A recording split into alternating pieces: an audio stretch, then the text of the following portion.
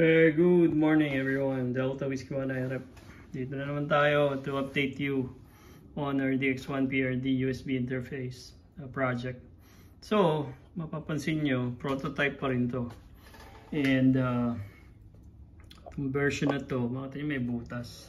So we kind of experiment kung lagyan ng speaker para built-in na rin. Pero merong problema din kasi kailangan maglagay ng amplifier sa loob.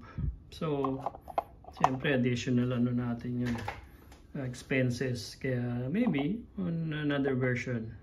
So tapos itong yung potentiometer para sa speaker out adjustment, hindi pala pwedeng design na ginawa ni Adi Marley, kasi what that will do, nasa dulo na, plus masusunog itong potentiometer, especially kapag nasa minimum.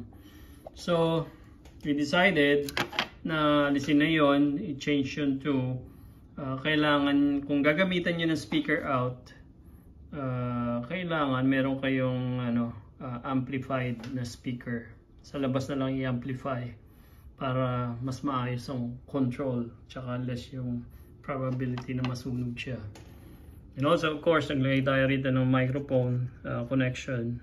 So this could be, napansin ko mas mainam yung 8 pins, tapos to kung ano man yung like Cat5, gawa na lang ng cable na ganoon.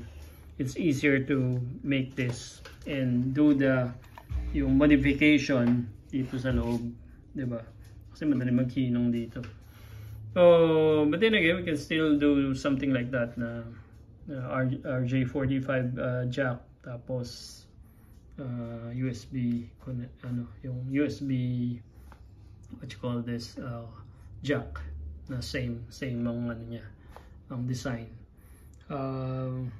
Tapos of course dito, naglagay tayo ng switch to phone, yun sa microphone nyo, tapos sa data sa baba.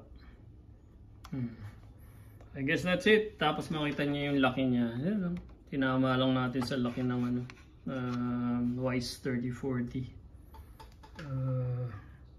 So sa likod, again, ayan yung design. So that's it. So hopefully mag-work naman. Walang maging mga problem. So let's say kukonek ka.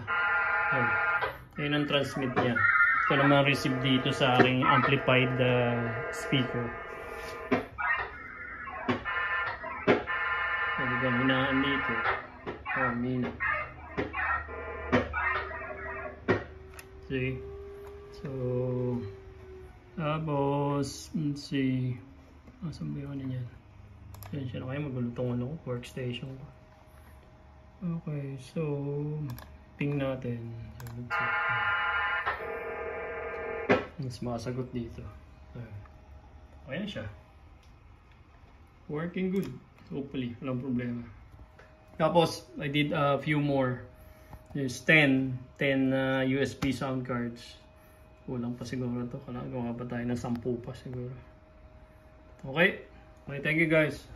Yan ang update natin on our DX1PRD group USB interface project. Okay, bye-bye.